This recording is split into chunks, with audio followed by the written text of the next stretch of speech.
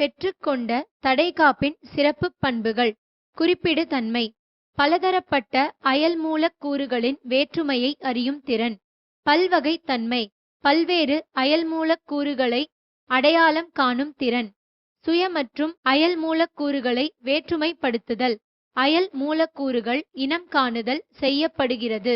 அதே சமயம் உடலின் மூலக்கூறுகளுக்கு எதிரான நடவடிக்கைகள் தவிர்க்கப்படுகின்றன. நினைவு. தடைகாப்பு மண்டலம் முதலாக ஒரு குறிப்பிட்ட அயல் காரணியை எதிர்கொள்ளும் பொழுது அதனை அழிக்கிறது. இந்நிகழ்ச்சியை தடைகாப்பு மண்டலம் வெகு நாட்களுக்கு நினைவில் வைத்துக் கொள்கிறது. இரண்டாவது முறை அதே அயல் காரணியை எதிர்கொள்ளும் போது மேற்கொள்கிறது. செல் வழி நோய் தடைகாப்பு மற்றும் ஆன்டிபாடி வழி நோய் தடைகாப்பு விவரி. செல் வழி நோய் தடைகாப்பு. செல் வழி நோய் தடுப்பை செயல்படுத்துவது செல் நச்சாக்க வகை டி செல்கள் ஆகும். இவை நோய் கிருமிகளினால் தாக்கப்பட்ட செல்களை குறிப்பாக இனங்கண்டு அவற்றை பல்வேறு முறைகளில் தாக்கி அழிக்கின்றன.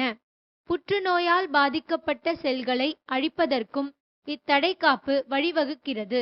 ஆன்டிபாடி வழி நோய் தடைகாப்பு அல்லது இரத்த வழி நோய் தடைகாப்பு. ஆன்டிபாடி வழி நோய் தடைகாப்பு செயல்படுத்துவது பி செல்கள் ஆகும். பி வகை லிம்போசைட்டுகள் இம்யூனோ குளோபுலின்களை உற்பத்தி செய்கின்றன. ஆன்டிபாடி மூலக்கூறுகள் செல் சவ்வுடன் இணைந்தோ தனித்தோ காணப்படுகின்றன. தனித்து காணப்படும் ஆன்டிபாடிகளின் பணிகள். பாக்டீரியங்கள் வைரஸ்கள் போன்ற துகள் பொருட்களை திரிபடைய செய்கின்றன. ஃபேகோசைட் செல்களால் இனங்காண்பதற்கும் செல் விழுங்குதல் நடைபெறுவதை எளிதாக்கும் வகையிலும் ஆன்டிபாடிகள் பாக்டீரியங்களின் வெளிப்புறத்தில் பூச்சாக அமைகின்றன. இதற்கு ஓப்சோனிகரணம் என்று பெயர். பாக்டீரியங்களினால் வெளியேற்றம் நச்சு பொருட்களை செயல் இழக்க செய்கின்றன. பொருந்தத்தகு நோய் தடைகாப்பை முடக்கி விடுதல் பற்றி குறிப்பு வரைக.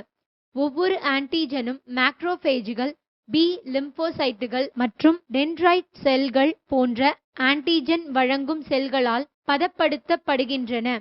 இச்செல்களின் வெளிப்புறத்தில் பதப்படுத்தப்பட்ட ஆன்டிஜன்கள் தோற்றுவிக்கப்படுகின்றன.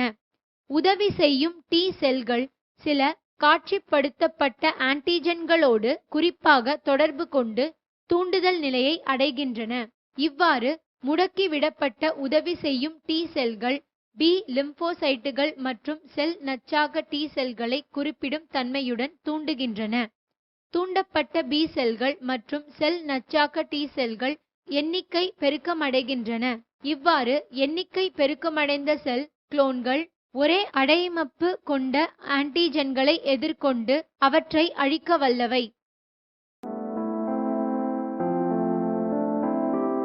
Please subscribe our channel for more videos and educational contents.